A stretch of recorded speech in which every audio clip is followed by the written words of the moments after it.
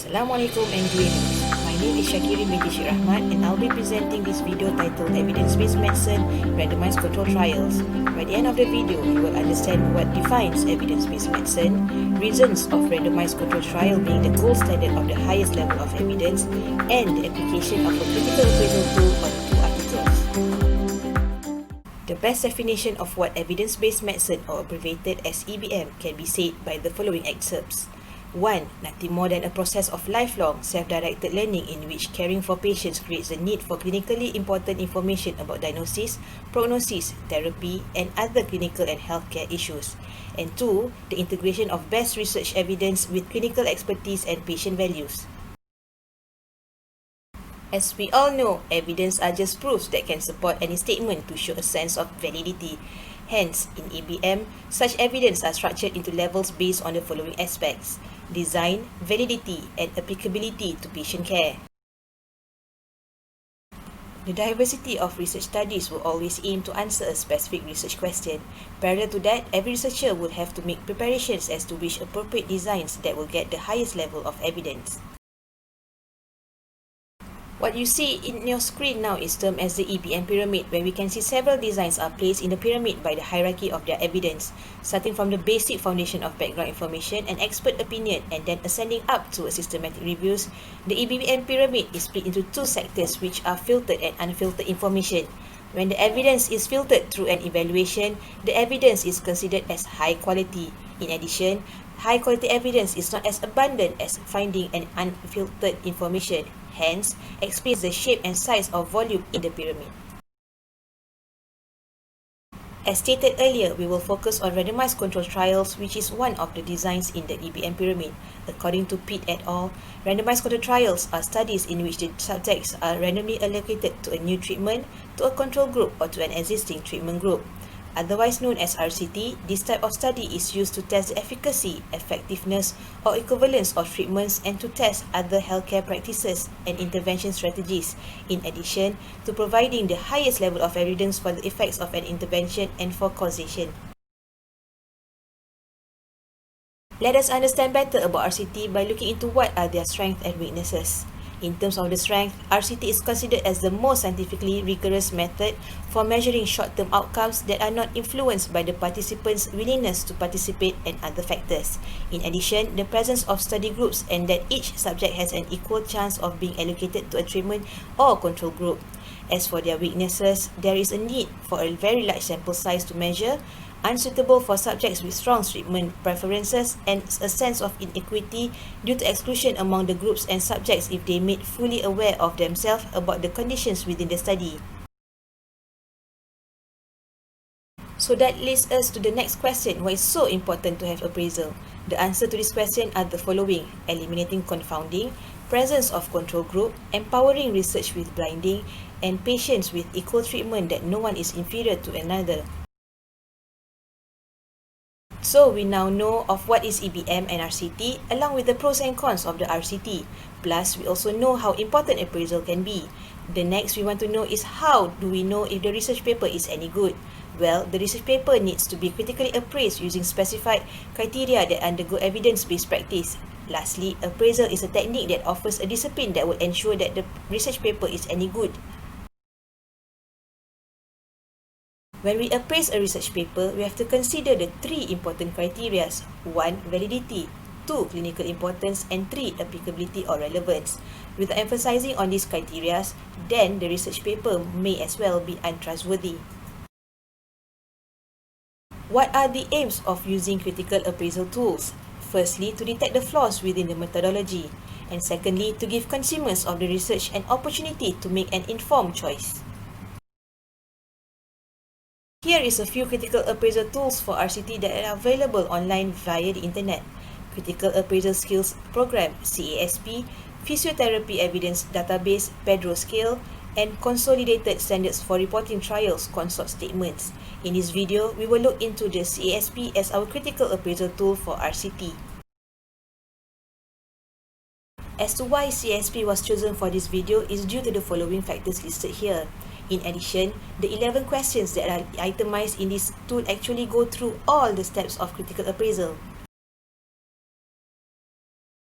The CSP is divided into 3 sections as you can see in your screen. All of these sections will investigate and answer the questions posed to them. Section A, are the results of the trial valid? Section B, what are the results? And Section C, will the results help locally? Let us dissect the CSP based on their sections. Section A contains 2 types of questions and 3 questions each, which will bring to a total of 6 questions. The first 3 are the screening questions, while the remaining 3 are the detailed questions. Then, in Section B, there are 2 follow-up questions, and finally in C, there are 3 questions that will determine the relevance of the research paper.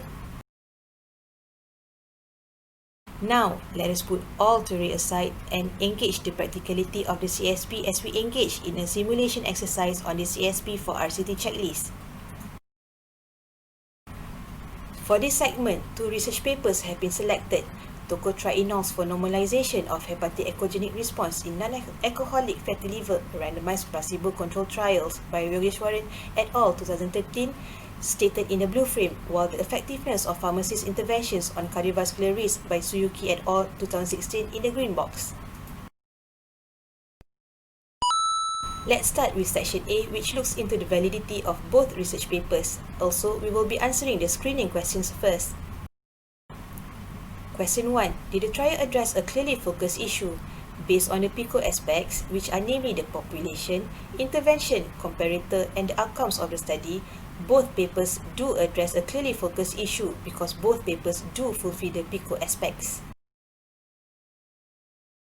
As we can observe the research question asked in both papers here, these research questions are thoroughly asked with the patient's population being well defined, the intervention and comparison measures stated comprehensively, and the primary outcome is crystal clear before the trial starts.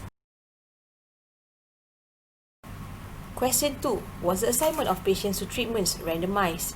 Both papers are randomized with using a computer-generated software, while the other one is using a centralized secured website. In addition, both papers had the allocation sequence concealed from both researchers and patients. Question 3. Were all the patients who entered the trial properly accounted for at its conclusion? Looking at the hints provided in the CASP, both papers did not stop early, and the patients were analysed in the groups to which they were randomized.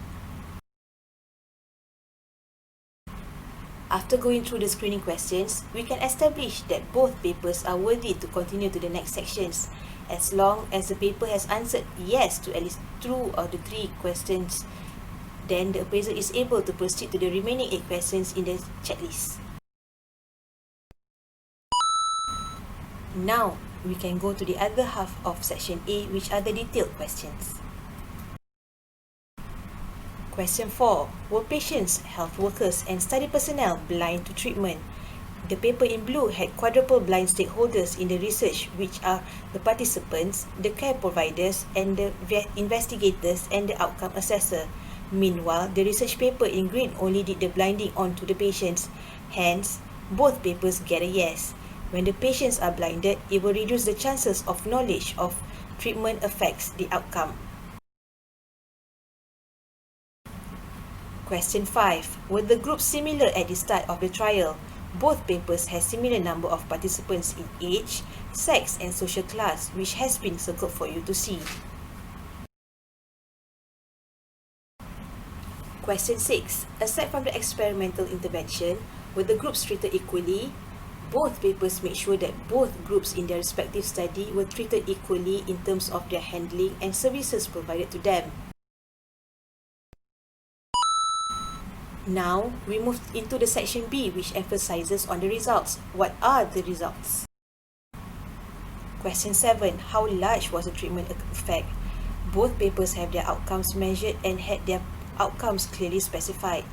As both research papers have their results aligned with their respective outcomes, both of the research papers get a yes in this question. Question 8. How precise was the estimate of their treatment effect? Both papers show extreme high confidence limit of 95% in all their outcomes. Thus, both papers get a yes to this question. Now into the final section C, which is on relevance. Will the results help locally? Question 9. Can the results be applied in your context or to the local population? Both papers demonstrate that the research methodology can be carried out to patients but may need some alteration. Both papers get a yes.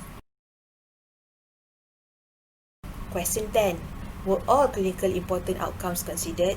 Despite the outcomes of both papers demonstrate conclusive result, there were other outcomes that can be added to both research papers. Both papers get a yes. Lastly, with question 11, are the benefits worth the harms and costs? For this, let's answer the question to both papers one by one. First, with the paper on tocotrienols, both groups were treated equally that were reviewed at the same time of interval. Also, there were similarities in terms of opportunities to undergo interventions, intensity follow-up, and capsules dispensed. As for the other paper on effectiveness of pharmacist interventions, there were some noted implications toward the public health, productivity, and healthcare costs. Thus, both papers get a yes. Now, we will sum up in the conclusion.